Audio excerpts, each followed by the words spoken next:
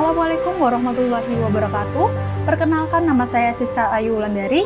Saya adalah dosen program studi S1 Pendidikan Ilmu Pengetahuan Alam Fakultas Keguruan dan Ilmu Pendidikan Universitas Islam Lamongan. Saya sudah menjadi dosen di Universitas Islam Lamongan sejak tahun 2020 dan mendapatkan jabatan fungsional pertama saya sebagai asisten ahli pada tahun 2021. Dari jabatan fungsional tersebut ada beberapa mata kuliah yang saya ampuh dan sesuai dengan bidang keilmuan saya. Pada kesempatan ini saya akan mendeskripsikan salah satu mata kuliah yang saya ampuh dan sesuai dengan bidang keilmuan saya, yaitu konservasi SDA dan lingkungan. Mata kuliah dengan kode KKIPA 24412 merupakan mata kuliah wajib dan keilmuan prodi yang ditempuh oleh mahasiswa program studi S1 Pendidikan IPA semester 6 dengan beban SKS sebesar 3 SKS.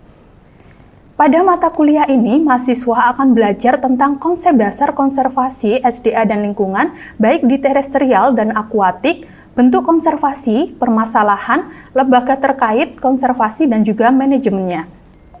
Mata kuliah ini memiliki capaian pembelajaran yang pertama, mampu memanfaatkan iptek dan dari berbagai sumber belajar dan media pembelajaran untuk mendukung penguasaan konsep konservasi SDA dan lingkungan. Kedua, mampu menguasai konsep-konsep dasar konservasi dalam menyelesaikan permasalahan-permasalahan yang berkaitan dengan konservasi SDA dan lingkungan. Ketiga, mampu membuat keputusan tentang keterkaitan tentang konsep dasar konservasi SDA dan lingkungan dengan pengetahuan sesuai dengan program studinya. Strategi pembelajaran yang digunakan adalah direct instruction, disertai dengan metode ceramah, diskusi, tanya jawab, dan juga presentasi.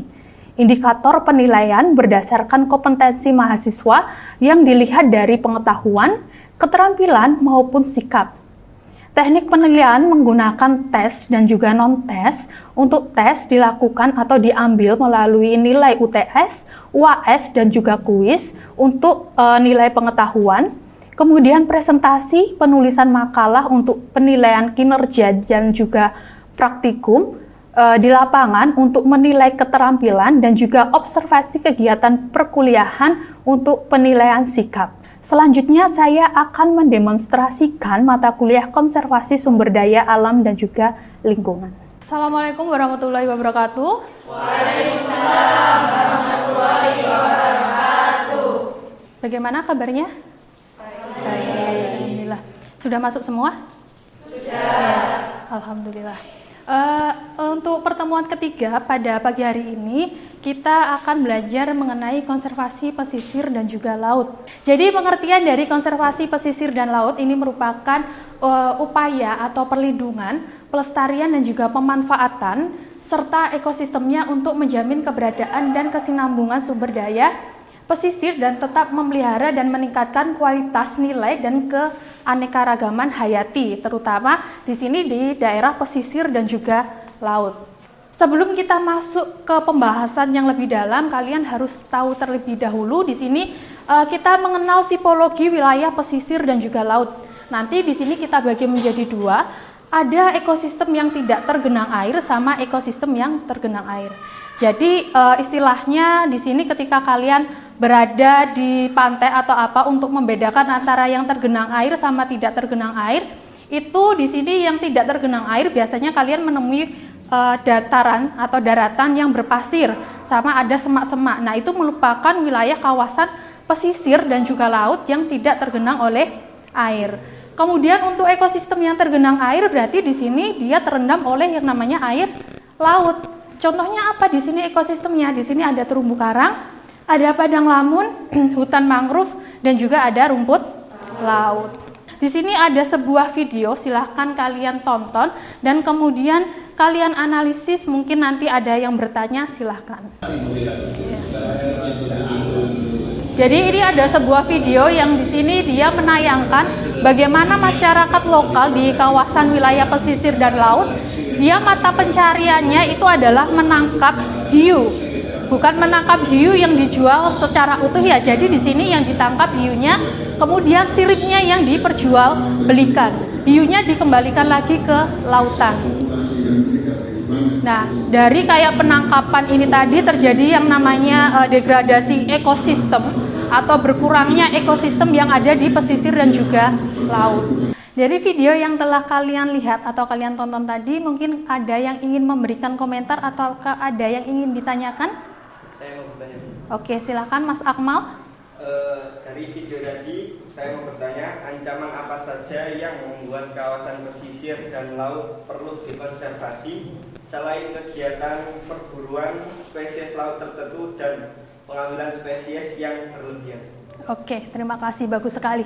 Jadi dari video tadi kalian hanya melihat di situ ya kasusnya adalah perburuan dan juga pemanfaatan ekosistem yang mungkin over kayak gitu ya.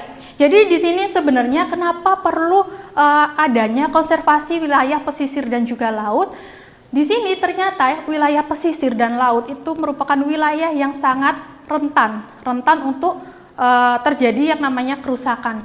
Kenapa? Kalau kita lihat saja di sini ya penduduk pesisir, kalau kalian lihat itu banyak sekali yang masih membuang sampah, entah itu limbah domestik, kemudian ada bekas industri ikan dan lain sebagainya.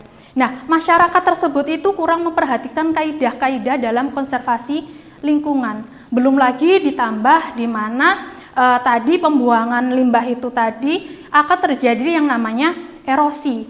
Erosi tersebut akan masuk ke dalam sungai. Sungai itu akan bermuaranya kemana? Ke laut atau pesisir. Sehingga limbah-limbah domestik itu akan menumpuk di sana dan menyebabkan terancamnya ekosistem di wilayah pesisir dan juga laut.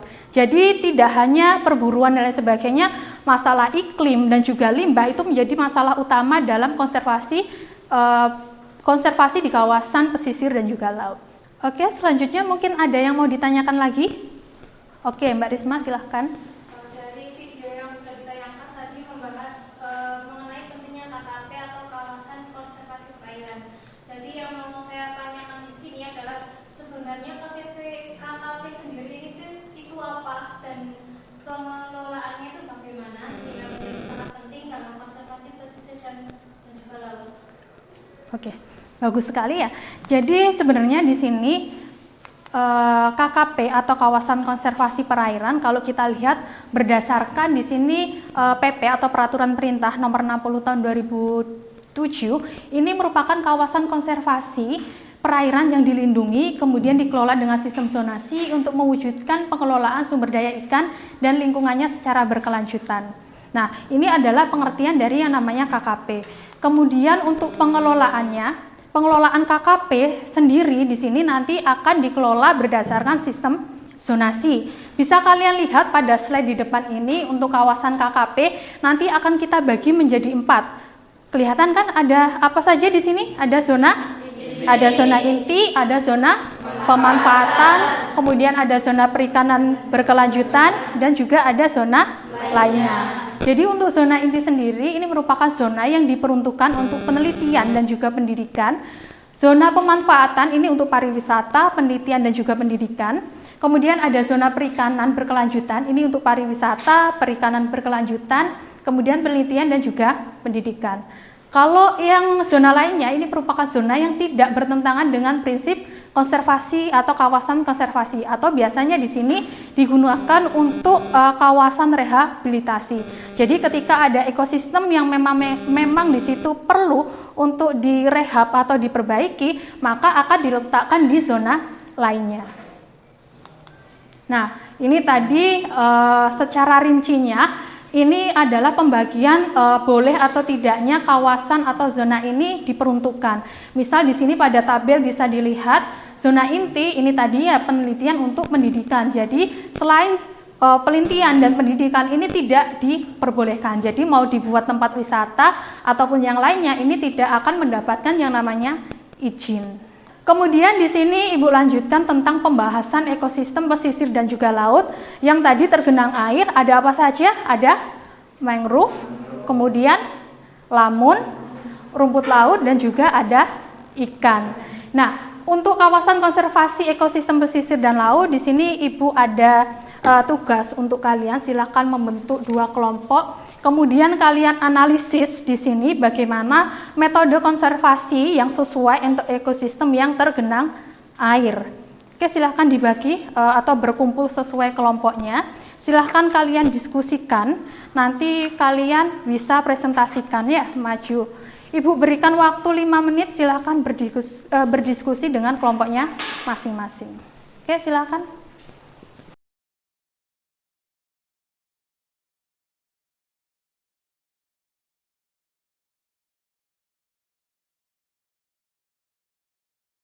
Oke, sudah selesai?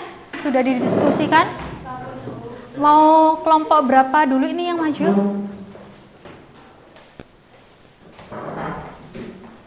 Assalamualaikum warahmatullahi wabarakatuh. Waalaikumsalam warahmatullahi wabarakatuh. Di sini saya akan mempresentasikan hasil desa mangrove, ikan, terumbu karang, lamun, dan rumput laut. Semua yang menguntungkan dapat membantu mempercepat proses pemulihan terumbu karang yang rusak. Yang terakhir yaitu lamun dan rumput laut. Yang pertama yaitu restorasi padang lamun, teknik transplantasi lamun laut yang ramah lingkungan untuk menjaga keanekaragaman hayati dan mendukung perekonomian lokal. Sekian dari kelompok kami. Saya akhiri. Wassalamualaikum warahmatullahi wabarakatuh. Mungkin dari kelompok 2 ada yang ditanyakan? Ya, saya ingin bertanya, konservasi ekosistem terkait lamun, rumput laut, ikan, dan mangrove yang dipaparkan kan dilaksanakan langsung di kawasan perairan. Nah, apabila melihat luas atau banyaknya ekosistem, apakah tidak memakan biaya yang besar? Dan apakah konservasi ini tidak bisa dilakukan dalam skala kecil? Terima kasih untuk pertanyaannya. Saya mohon izin ingin berdiskusi dulu sama kelompok saya. Bagaimana kelompok 1 sudah berdiskusi terkait pertanyaannya tadi? Sudah. Mungkin bisa disampaikan hasilnya apa? Izin menjawab dari pertanyaannya Mbak Zia tadi ya. Dari pemaparan yang kelompok kami jelaskan tadi sebenarnya bisa dilakukan dalam skala kecil atau bisa kita sebut dengan konservasi ex situ atau di luar habitat. Nah, contohnya seperti akuarium, seaworld ataupun bangunan ikan. Namun, konservasi ex situ ini memiliki kekurangan karena dilaksanakan di luar. Karena dilaksanakan di luar habitat alamiah, maka objek konservasi berpotensi mengalami stres. Oke, bagaimana kelompok 2? Bisa diterima jawabannya? Oke, terima kasih untuk diskusinya. Jadi sedikit Ibu review terkait tadi yang telah kalian diskusikan. Jadi untuk metode konservasi ekosistem di kawasan pesisir dan laut itu banyak sekali ya, tergantung ekosistem apa yang akan kalian konservasi. Salah satu contohnya tadi adalah misal mangrove melalui rehabilitasi ataupun juga di sini pemanfaatan teknologi ini ya pakai biosensor. Jadi secara keseluruhan untuk konservasi ekosistem di kawasan pesisir dan laut itu bisa menggunakan konservasi in situ dan juga ex situ. Jadi di sini ada kawasan konservasi in situ dan juga ex situ. Kalau konservasi in situ berarti adalah konservasi yang langsung dilakukan di kawasan tersebut. Nah, di sini seperti yang ditanyakan oleh Mbak Zia tadi, karena di sini menggunakan konservasi in situ berarti apa? Wilayahnya sangat luas. Kemudian apa? Ekosistemnya juga sangat luas. Apakah tidak memerlukan biaya yang sangat mahal? Jelas kayak gitu ya. Jadi di sini ada 2 pilihan, kalian bisa menggunakan konservasi in situ ataupun ex situ. Ex situ seperti yang dijelaskan teman kalian itu tadi, tetapi di sini juga ada kelemahannya. Apa itu kelemahannya? Karena tadi kan kita mengambil objek untuk diambil kayak gitu ya. Kita konservasi di luar habitatnya sehingga akan menimbulkan stres pada ekosistem tersebut atau spesies tersebut. Seperti itu. Dari sini apakah ada yang ditanyakan lagi terkait konservasi pesisir dan juga laut? Oke, silahkan Mbak April. Kan tadi sudah Demikian jelaskan sama teman-teman jelaskan juga mengenai contoh-contoh dari konservasi pesisir laut. Lalu apakah mahasiswa sendiri itu mempunyai peranan penting terhadap konservasi di kawasan perairan dan juga apa saja peran pentingnya itu? Terima kasih Mbak April atas pertanyaannya. Jadi di sini apa sih peran penting mahasiswa dalam konservasi pesisir dan juga laut? Nah, sebelum Ibu jawab kayak gitu ya, di sini Ibu akan menjelaskan sebenarnya di kawasan konservasi pesisir dan laut ini banyak sekali organisasi yang bergerak di sana. Ini adalah organisasi-organisasi, salah satunya ada YKLI, Yayasan Konservasi Rasi, kemudian ada Gilisa Conservation, kemudian ada LKKPN.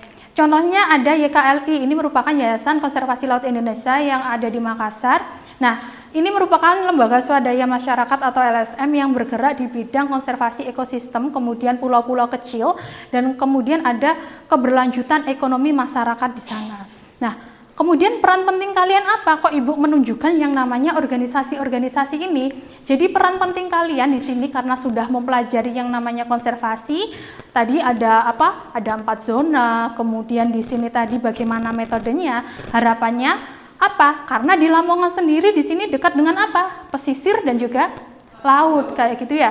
Ketika kalian berada di dekat sana kayak gitu ya, menemui yang namanya ancaman ekosistem dan lain sebagainya, kalian bisa ikut terjun langsung untuk apa? Mengedukasi masyarakat. Dengan kalian terjun di sana, kalian bisa mengajak, mungkin kalian juga bisa menggerakkan LSM yang ada di daerah pesisir Lamongan untuk membuat apa? Untuk membuat kawasan konservasi di area pesisir Lamongan.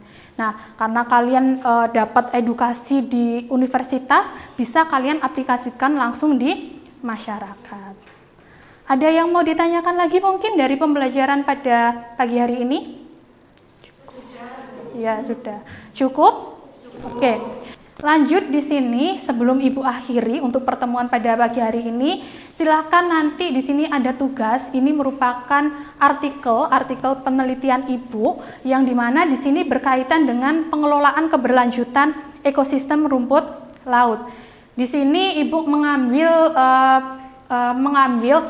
penelitian di Kabupaten Sumeneb yang dimana di sana sumber daya alam berupa rumput laut itu sangatlah melimpah. Tetapi dari segi ekonomi, petani rumput laut di sana itu masih sangat jauh tertinggal. Jadi di sini ada artikel Clustering Location Criteria for Seaweed, Capapicus alvarezi, Cultivation Based on Oceanographic Character. Silahkan nanti kalian review.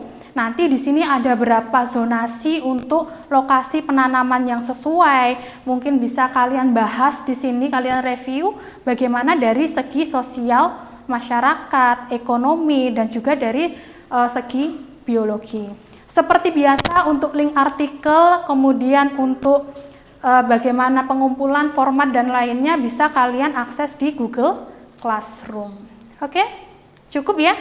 Oke. Kalau cukup Ibu akhiri sampai di sini. Terima kasih, semoga pembelajaran pada pagi hari ini bermanfaat bagi kita semua. Sekian dan wassalamualaikum warahmatullahi wabarakatuh. Waalaikumsalam warahmatullahi wabarakatuh. Oke, terima kasih. Selain aktif dalam pendidikan, saya juga aktif dalam kegiatan penelitian dan juga pengabdian.